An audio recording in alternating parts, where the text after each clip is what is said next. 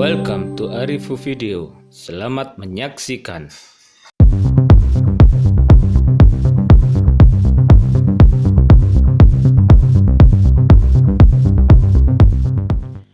Assalamualaikum warahmatullahi wabarakatuh. Jumpa lagi dengan tutorial Mas Arif. Kali ini kita akan belajar bagaimana memahami tentang flowchart. Seperti di gambar seperti ini ada beberapa kayak flowchart ya. Misalnya ada lampu tidak berfungsi, maka penanganannya bagaimana? Lampu terpasang apa tidak? Jika tidak, maka kita pasang lampu. Jika iya tapi tetap lampu mati, bagaimana?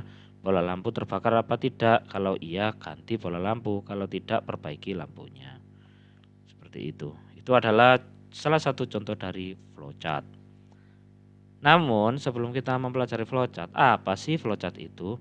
Flowchart atau bagan alir adalah bagan dalam kurung chart ya yang menunjukkan alir atau flow di dalam program atau prosedur sistem secara logika. Bagan alir atau biasanya kita sebut dengan flowchart biasanya digunakan terutama untuk alat bantu komunikasi dan alat untuk dokumentasi suatu program ya. Nah, berikut ini ada jenis-jenis flowchart. Pertama ada bagian alir sistem atau sistem flowchart. Bahkan yang menunjukkan arus pekerjaan secara keseluruhan dari sistem. Kemudian yang kedua yaitu ada bagan alir dokumen atau dokumen flowchart, yaitu bagan alir yang menunjukkan arus dari laporan dan formulir termasuk tembusan-tembusannya. Kemudian yang ketiga ada bagan alir skematik atau skematik flowchart ya, yakni menggambarkan prosedur di dalam sistem menggunakan sistem simbol bagian alir sistem, juga menggunakan gambar-gambar komputer dan peralatan lainnya yang digunakan. Nah, yang berikutnya yaitu ada bagan alir program atau program flowchart. Bahkan yang menjelaskan secara rinci langkah-langkah dari proses program. Bagan alir program dapat terdiri dari dua macam, yaitu ada bagan alir logika program atau program logic flowchart dan bagan alir program komputer terinci atau detailed computer program flowchart. Yang berikutnya yaitu ada bagan alir proses atau proses flowchart, yakni bagan alir yang banyak digunakan di teknik terutama di teknik industri ya. Nah, pertama kita akan mencoba flowchart, memahami flowchart dan notasi flowchartnya. Di situ ada flow direction symbols. Dipakai untuk menggabungkan antara simbol yang satu dengan simbol yang lainnya. Simbol yang seperti ini, di situ ada segi 6 ya, seperti ini. 1, 2, 3, 4, segi 5 ya. Ini adalah simbol untuk keluar masuk prosedur atau proses dalam lembar atau halaman yang lain. Kemudian ada lingkaran, yaitu simbol untuk keluar masuk prosedur atau proses dalam lembar halaman yang sama. Kemudian di processing simbol kita bisa lihat gambar di situ menunjukkan jenis operasi pengolahan dalam suatu prosedur. Ada persegi panjang yaitu simbol proses atau simbol yang menunjukkan pengolahan yang dilakukan oleh komputer. Kemudian ada simbol trapesium seperti ini yaitu simbol manual operation atau yang biasa kita sebut simbol yang menunjukkan pengolahan yang tidak dilakukan oleh komputer. Kemudian ada simbol wajik seperti ini, yaitu simbol decision, simbol untuk kondisi yang akan menghasilkan beberapa kemungkinan jawaban atau aksi. Kemudian ada simbol seperti persegi panjang tetapi tumpul ya, yaitu simbol terminal, simbol untuk permulaan atau akhir dari suatu program. Kemudian di sini ada segi 6 yaitu simbol preparation yang berarti simbol untuk pemberian harga awal. Kemudian ada segitiga yaitu simbol offline storage, yaitu simbol untuk penyimpanan yang tidak dapat diakses oleh komputer secara langsung. Kemudian ada segi 4 tetapi agak menceng ya, yaitu simbol manual input, artinya simbol untuk pemasukan data secara manual dari keyboard. Kemudian kita akan coba mempelajari input simbol ya. Di sini ada simbol Jajar genjang, yaitu simbol input output. Simbol yang menyatakan proses input dan input tanpa tergantung dengan jenis peralatannya. Kemudian ada simbol seperti kayak di komik-komik ya, yaitu simbol magnetic tape unit. Simbol yang menyatakan input berasal pita magnetik atau output disimpan ke pita magnetik. Kemudian ada simbol kayak SIM card seperti ini, yaitu simbol punch card, yaitu simbol yang menyatakan input berasal dari kartu atau output ditulis ke kartu. Kemudian ada yang simbol seperti ini, yaitu simbol disk and online storage. Simbol untuk menyatakan input berasal dari disk atau output disimpan ke disk.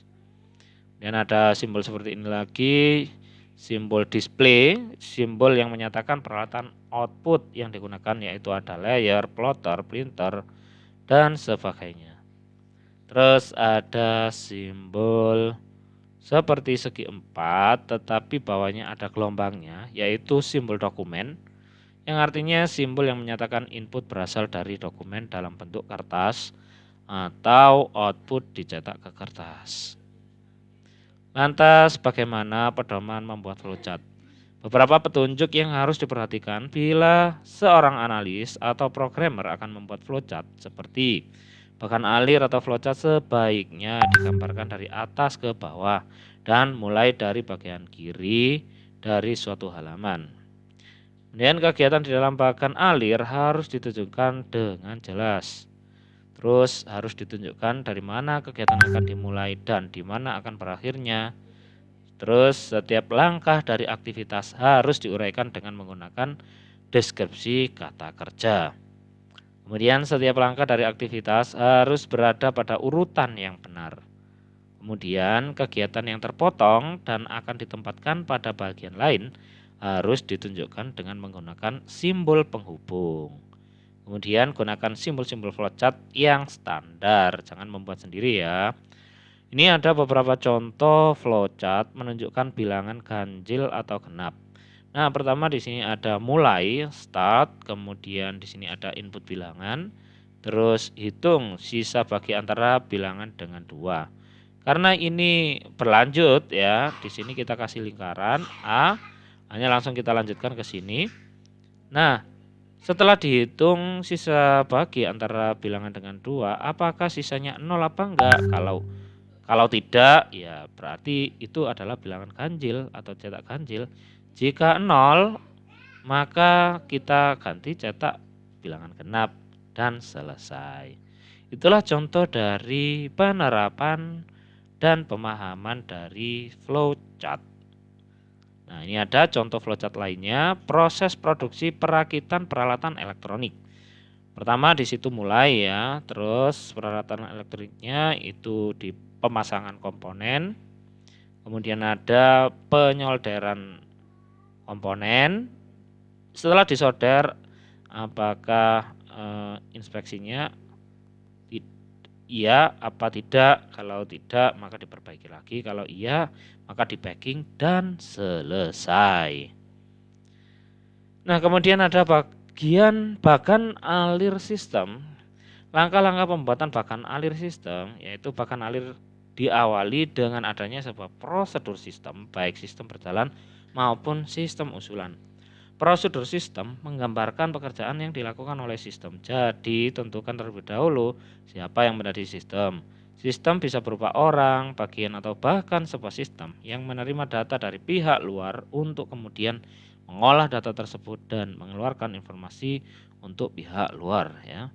Kemudian susunlah prosedur sistem secara berurutan. Setelah prosedur sistem diperoleh, langkah selanjutnya adalah membuat bagian alir sistem menggunakan simbol-simbol standar ya. Contohnya diagram alir prosedur pembayaran SKS. Nah, sebagai untuk uji pemahaman, maka kita pastinya perlu latihan uji kesaktian. Nah, untuk latihan uji kesaktiannya, kita akan membuat latihan pertama, buatlah sistem usulan untuk prosedur pembayaran SKS. Kemudian yang kedua, berdasarkan prosedur sistem usulan tersebut, coba buatlah diagram alir menggunakan Visio atau software sejenisnya. Saya kira cukup untuk memahami flowchart. Kalau kepingin lebih jelas lagi bisa cari di referensi lain untuk membanding-bandingkan.